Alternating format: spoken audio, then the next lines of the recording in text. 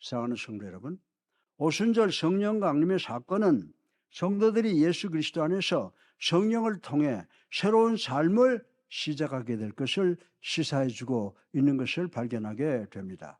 성령 강림은 구속자를 이끌어가는 주체가 구약의 성부 하나님께서 신약을 여신 성자 하나님으로, 그리고 이제 성령 하나님으로 역할이 새롭게 바뀌어 온 것을 우리에게 가르쳐 주고 있습니다. 구약 성부 하나님께서 역사하셨어요. 신약 성자 하나님께서 역사하셨어요. 이 시간에는 이제 성령 시대로 성령이 우리 안에서 역사하신다는 것을 우리는 알아야 된다라고 하는 것입니다. 그런데 성령님이 겁쟁이였던 당시 성도들을 담대한 사람으로 변화시킨 것이 성경에 기록되어 있습니다. 오늘 설교 본론의 첫째로 성령의 특성을 생각을 해보겠습니다. 마태복음 3장 16절 중하반절을 같이 한번 읽어보겠습니다. 시작.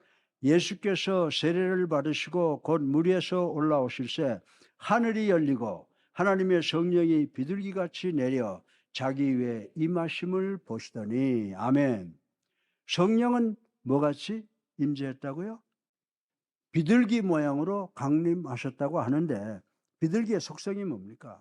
비둘기의 속성은 온유하고 겸손하고 순결하다라고 하는 그 의미를 가지고 있다라고 하는 것입니다. 우리 다 같이 마태복음 11장 29절을 한번 읽어보겠습니다. 시작. 나는 마음이 온유하고 겸손하니 나의 멍에를 메고 내게 배우라. 그리하면 너의 마음이 쉼을 얻으리니. 아멘. 여기에 아멘 하면 여러분들 성령 받은 거예요. 예. 이 말씀의 의미는 성령을 받으면 큰 능력과 뜨거움을 얻는 것만으로 생각을 해서는 안 됩니다. 성령을 받으면 오히려 온유하고 겸손한 것을 먼저 생각해야 되는 줄로 믿으시기 바랍니다. 가정에서는 부부가 서로 겸손하고 온유하면 자녀들도 겸손해지고 화평한 가정이 된다는 것입니다. 그리고 교회 성도는 서로 남을 존중히 여기고 또 높이고 자신은 낮아지고 겸손한 가운데 화평을 이루는 교회가 부흥하는 교회가 된다고 성경은 우리들에게 가르쳐주고 있습니다. 또한 국가도 겸손한 지도자를 세울 때 강건한 나라가 될 수 있다고 성경은 우리들에게 말씀을 해주고 있습니다. 그리고 강한 바람과 같은 성령이라고 했는데 이는 인간의 감정을 뒤집어 엎어 완악하던 사람을 온유한 사람으로 변화시키는 능력을 가졌다는 것입니다. 사도들에게 바람 같은 성령이 임한 결과 많은 사람들에게 세임을 주었고 이들이 가는 곳마다 새로운 생명의 아름다운 역사가 나타나게 했다는 것을 우리 성경을 통해서 잘 알고 있는 것입니다. 또한 성령은 불의 혀와 같다라고 표현을 했습니다. 혀는 온유, 겸손의 뜻이 있습니다. 혀는 육체의 지체 가운데 가장 강하고 무서운 이빨 사이에서 조화를 이루어가며 살고 있다고 하는 것을 우린 잘 알고 있습니다. 성령을 받은 사람은 가시도듬이 없이 평화의 조약을 이루고 사는 것이 특징이라고 성경이 가르쳐주고 있습니다. 혀는 온유하고 겸손하게 보이지만 권위가 있고 맛을 알게 하는 특징을 가지고 있는 우리 몸의 조직이요 기관이라고 하는 것입니다. 성령을 받은 사람은 예수님을 믿는 진정한 맛을 아는 사람인 줄로 믿으시기 바랍니다. 불은 뜨거운 것이 특징입니다. 머리가 뜨거워지면 혈기와 흥분을 제어하지 못하고 뭐가 나는 거칠은 인간이 됩니다.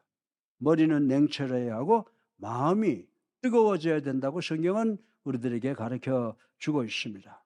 마음이 뜨거워지면 하나님과 사람들을 뜨겁게 사랑하여 돌봐주게 된다는 것입니다. 초대 예루살렘 교회는 이렇게 성령의 역사로 그 당시 어머니 교회로서의 역할을 다 감당했다고 칭찬을 하고 있는 것입니다. 성탄절은 예수님께서 임마누엘, God with human, 즉 인간과 함께 계시는 하나님이 되시기 위하여 육신을 입고 이 땅에 오신 날이고, 오순절은 성령님께서 예수 믿는 성도들의 마음속에 내주하시기 위해서 오신 날이라고 하는 두 날의 특별한 차이가 있는 것을 우리는 알아야 되는 줄로 믿으시기 바랍니다. 믿으시기 바랍니다. 여러분들 설교 이렇게 잘 들으시면요, 성경 공부가 여기서 이루어지는 거예요. 네.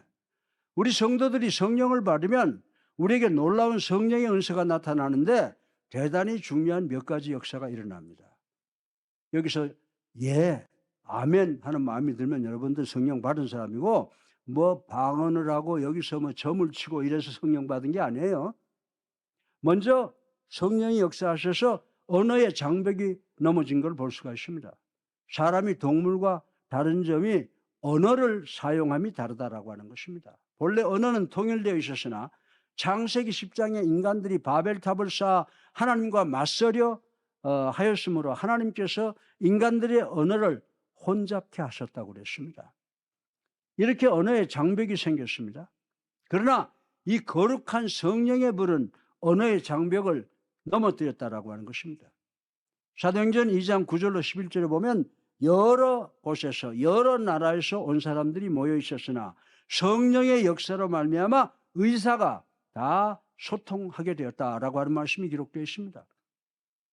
마찬가지로 하늘나라는 성령 받은 사람이 모이는 것이므로 이 세상의 모든 사람이 다 모여도 의사가 통일된다라고 하는 것을 우리는 알 수가 있습니다. 사랑하는 여러분, 언어는 대단히 중요합니다. 가정에서 부부지간과 부모와 자녀 간에 따뜻한 대화가 없을 때 가족들 마음속에 무언가 모르는 불덩어리가 생겨나게 되다가 그것이 밖으로 폭발되는 경우가 많이 있게 된다라고 하는 것입니다. 바울 선생은 고린도전서 2장 10절부터 11절을 통하여 행복한 가정이 되려고 하면 부부지간과 부모와 자식지간의 의사소통이 잘 되어야 하고 부흥하는 교회가 되려면 성도들이 성령을 받아 영적으로 하나가 되어야 하나님과 천국의 비밀을 알게 된다라고 교훈을 하셨습니다. 인간의 정열이 지나치면 인간에게 부정적이 됩니다. 그러나 거룩한 불인 성령의 불에 점화된 정열은 나도 살고 남을 살리는 역사가 이루어진다라고 하는 것입니다. 거룩한 성령의 불에 종화된 가정은 미움을 사랑으로 바꾸어 놓습니다. 그리고 성령의 불이 인간의 정열을 삼키면 개인도 가정도 교회도 국가사회도 살고 건설이 일어나게 된다는 것입니다. 그런데 사도행전 2장 37절에는 베드로의 설교를 듣고 절망한 사람들이 뭐라고 탄식했습니까? 우리가 어찌할꼬? 라고 하며 구원의 길을 묻는 유대인들에게 구원받은 조건을 제시한 그 내용을 보면 성령 받는 방법이 기록되어 있다는 것을 우리는 알아야 된다라고 하는 것입니다.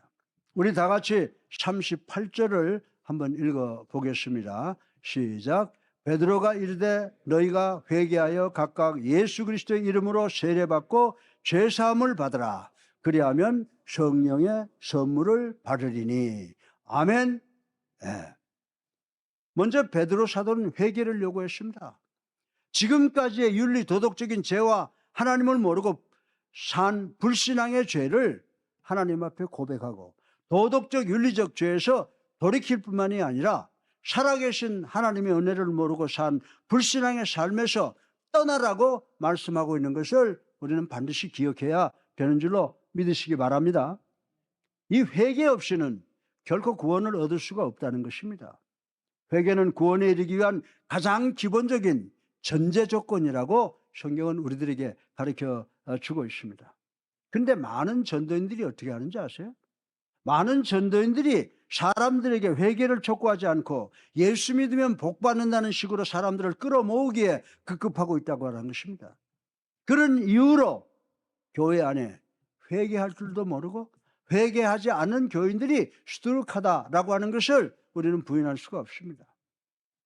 그러므로 성도들은 전도할 때 반드시 상대방에게 자신의 죄를 회개할 것을 가리키고 촉구해야 된다라고 하는 것입니다. 자신이 하나님 앞에 죄인이란 사실을 인정하게 만들어야 된다고 성경이 우리를 가르쳐 주고 있습니다. 그래야 하나님의 죄 사함의 은혜를 받는 사람이 된다라고 하는 것입니다. 다음으로 베드로는 각자가 예수 그리스도의 이름으로 세례받을 것을 요구하고 있습니다. 여기서 그리스도의 이름으로 세례받는 것은 옛사람은 십자가에 못 박혀 죽여 물속에 장사 지내게 되고 예수 그리스도와 함께 부활함을 온 세상에 선포하는 상징적 의미가 있다는 것을 우리는 알아야 된다라고 하는 것입니다. 사랑하는 예수 하나님께 성도 여러분, 신앙이란 마음속으로만 믿어서는 부족하다라고 하는 것입니다. 입으로 시인하고 세례를 받음으로 온 세상을 향하여 자신이 하나님의 백성됨을 선포할 때 비로소 하나님께서 여러분들을 당신의 백성으로 인정하신다는 사실을 우리는 깨달아야 된다라고 하는 것입니다. 또한 베드로 사도는 불신앙의 죄를 온전히 회개하고 주님과 연합하는 세례를 통해 자신이 하나님께 속한 사람임을 선포한 사람에게 하나님은 거룩한 성령을 보내서 하나님께서 그 사람의 마음에 임재하신다고 성경을 통해서 우리들에게 가르쳐 주고 있습니다. 이 성령을 받아야만 구원에 이른 줄로 믿으시기 바랍니다. 아니에요? 성령 받았으면 여러분들 막 점도 치고 춤도 추고 방언도 하고 그래야 됩니까? 제 말씀을 듣고 그러면 그런 분들은 성령 받은 줄로 믿으시기 바랍니다. 왜냐하면 성령만이 부패한 우리의 심령을 정결케 하여 거듭나게 하시고 그리스도에 대한 믿음을 갖게 하고 그리스도인다운 삶을 살 수 있게 역사하시는 줄로 믿으시기 바랍니다. 여기서 베드로 사도가 성령을 선물로 받으리니라고 증언한 사실에 우리는 주목해야 돼요. 선물로 받았다는 것은요, 값없이 받았다는 겁니다. 예수를 나의 구주로 살아계신 하나님의 아들로 믿는 그 믿음 때문에 우리는 은혜로 성령을 받았다는 겁니다. 회개하고 세례받는 성도들에게 하나님이 반드시 값없이 선물을 주시는데 이 선물, 이 귀한 것이 바로 뭐냐? 바로 성령인 줄로 믿으시기를 주님의 이름으로 축원합니다. 아멘 하신 분은 성령 다 받으신 분이에요. 네. 둘째로 그러면 중생 성령 받으면 거듭난다고 했는데 거듭난 게 대해서 한번 우리가 생각해 보겠습니다. 하나님의 구원사에 있어서 가장 중심이 되는 것이 갈보리 언덕 십자가입니다. 중생은 내 생에 있어서 구원의 역사에 있어서 중심이 되는 거다라고 하는 겁니다. 갈보리 십자가와 같이 구원의 가장 중심이 되고 획기적인 변화가 되는 대가가 거듭난 born again, 바로 거듭남인 것이라고 말씀드릴 수가 있습니다. 그러므로 그리스도의 교회의 중심이 십자가가 되는 것 같이 내 개인의 구원의 역사에서 중생 그 거듭남이 우리의 믿음의 중심이 돼야 되는 줄로 믿으시기 바랍니다. 우리 다 같이 요한복음 3장 3절 하반절을 읽어보겠습니다. 시작. 사람이 거듭나지 아니하면 하나님의 나라를 볼 수 없느니라. 아멘이죠. 네. 이 말씀은 거듭나지 않아도 하늘나라에 갈 수 있는데 거듭나면 더욱 좋다라고 하는 말이 아니라는 것입니다. 거듭나지 않으면 하늘나라에 들어갈 수 없다고 성경은 잘라서 말씀을 해주고 있다라고 하는 것입니다. 목사, 장로, 권사, 집사 그리고 직분자 일을 하다 일을 보았다 할지라도 만약 그가 거듭나지 못했으면 하늘나라와는 관계가 없다는 사실을 우리는 깨달아야 된다라고 하는 것입니다. 예를 한번 들어볼까요? 가룟 유다는 사도직을 수행한 사람입니다. 지금의 목사직이 귀하다고 하지만 이 사도직에는 도저히 비할 수가 없는 것이라고 하는 것입니다. 고린도전서 12장의 직분 가운데 제일 높이 취급되는 것이 사도라고 기록을 해두었습니다. 선지자보다도 더 귀한 직이 뭐예요? 사도직이라고 그랬습니다. 그러나 가룟 유다는 사도의 반열에 있었으나 거듭나지 못했기 때문에 구원을 받지 못했다고 하는 사실을 우리는 깨달아야 된다라고 하는 것입니다.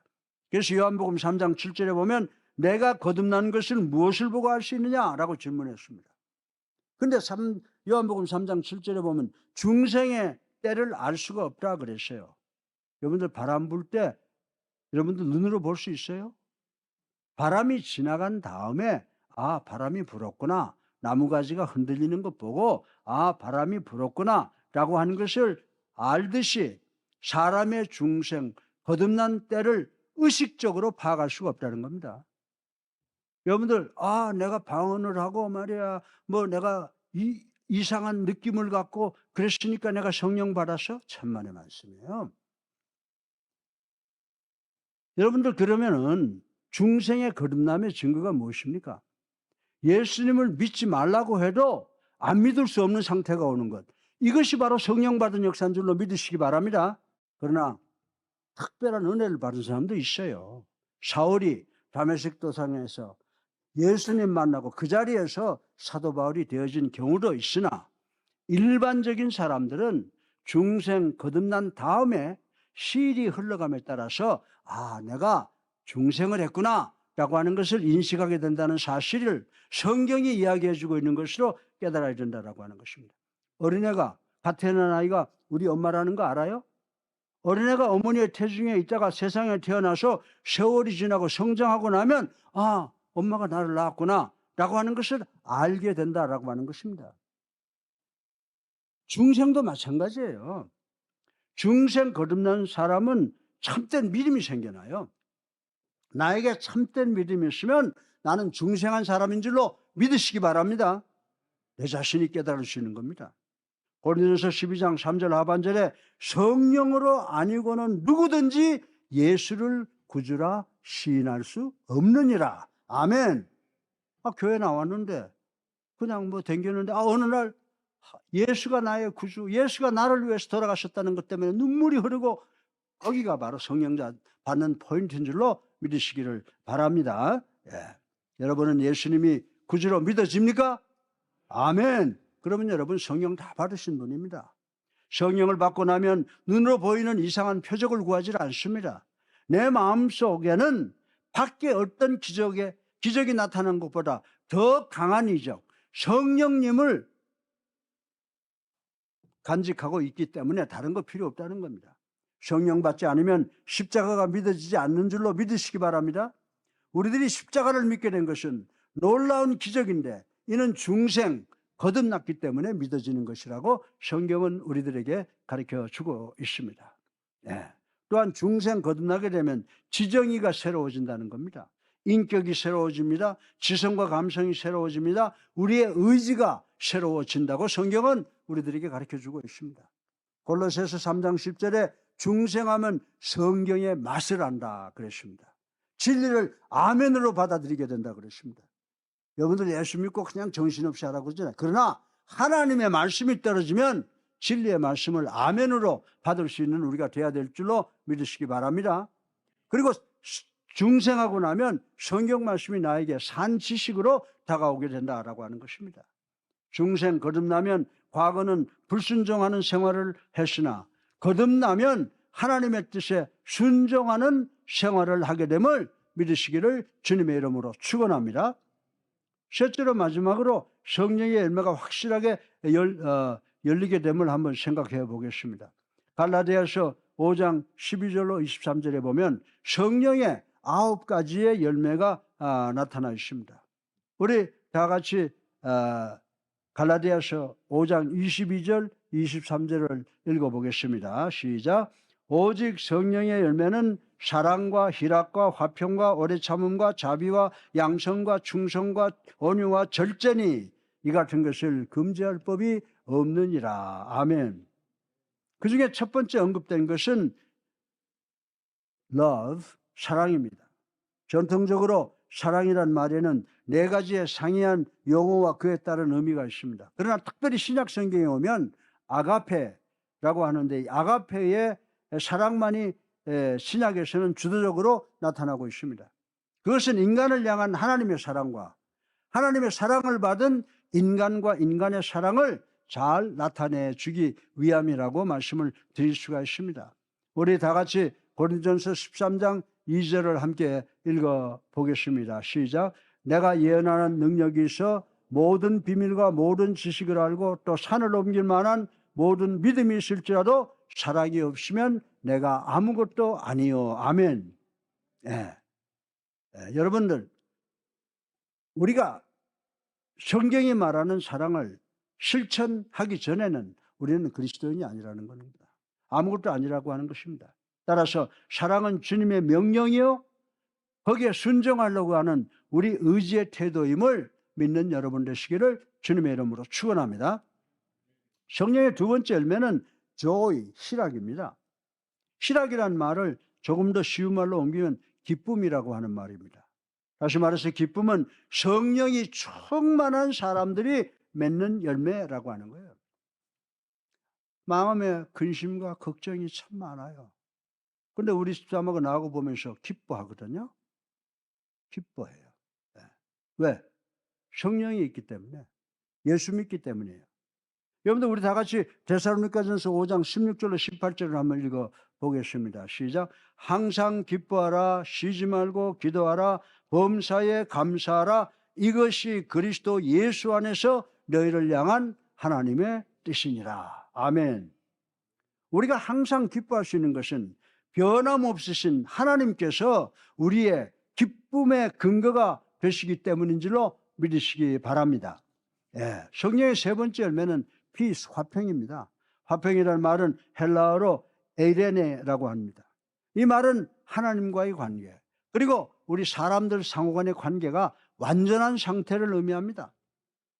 로마서 5장 11절은 하나님이 그리스도를 통하여 화해의 사역을 하심으로 성도들과의 화평의 관계를 누리게 되었음을 의미하고 있습니다.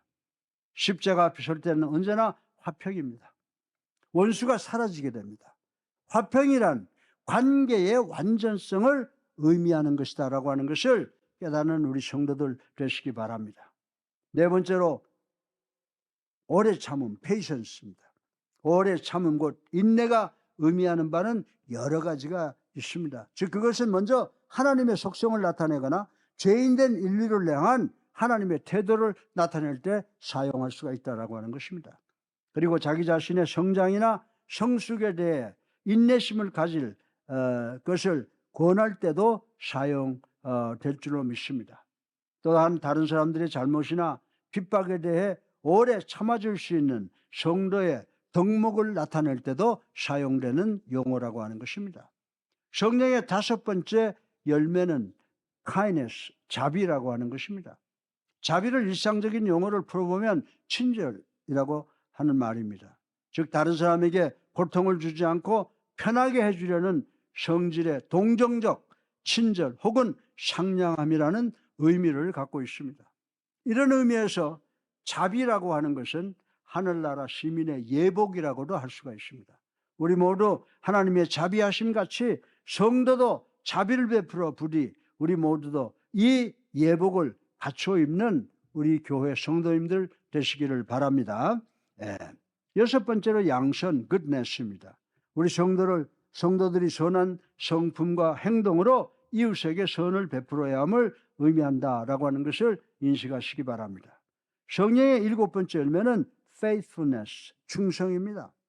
충성에 대한 헬라어는 피스티스라고 하는 말입니다.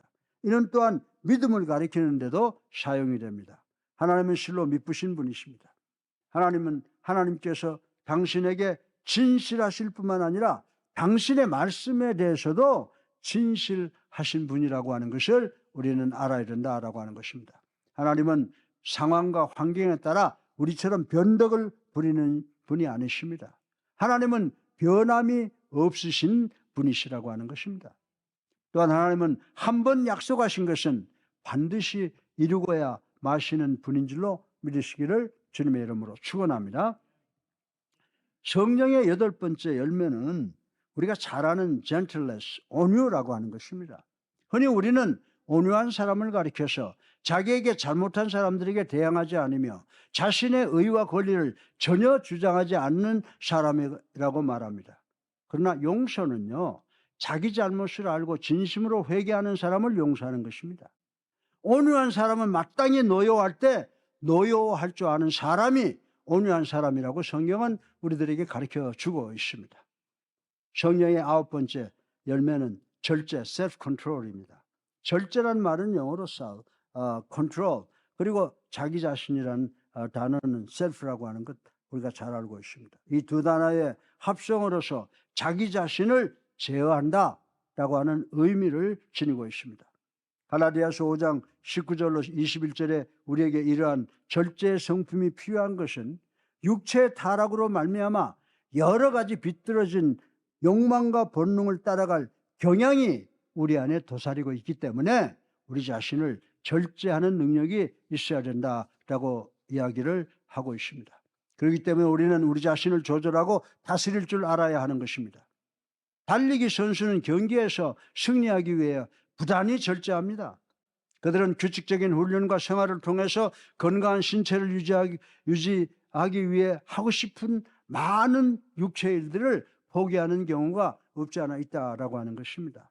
성령을 받고 나면 자기에 관하여 자제력이 생겨납니다. 우리가 살고 있는 이 시대를 가리켜서 말세 위기라고 합니다. 그러므로 사랑하는 예수랑교회 성도 여러분, 날마다 우리 자신을 쳐서 복종시키시기 바랍니다. 우리 자신을 조절하고 다스리시기를 주님의 이름으로 축원합니다.